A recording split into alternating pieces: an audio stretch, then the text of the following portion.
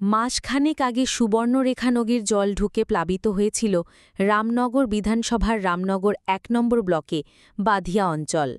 জল অনেকটাই নেমে গেলেও বিপদের আশঙ্কা একেবারে কাটেনি। স্থানীয়দের আশঙ্কা, দূষিত জল থেকেই ছড়াতে পারে নানা রোগ। সেই কারণেই আগেভাগেই তৎপর হয়েছে ব্লক প্রশাসন। ইতিমধ্যে শুরু হয়েছে ব্লিচিং চুন ছড়ানোর কাজ। পাশাপাশি জল বিশুদ্ধ রাখতে জীবাণুনাশক তরলও সরবরাহ করা হচ্ছে বিভিন্ন এলাকায়। ব্লক প্রশাসনের দাবি, পরিস্থিতির উপর নজর রাখা হচ্ছে। কোনো রকম সমস্যা হলে দ্রুত ব্যবস্থা নেওয়ার জন্য স্বাস্থ্যকেন্দ্রগুলিকে তৈরি রাখা হয়েছে। তবে আতঙ্কের কিছু নেই বলেই আশ্বস্ত করছেন আধিকারিকেরা।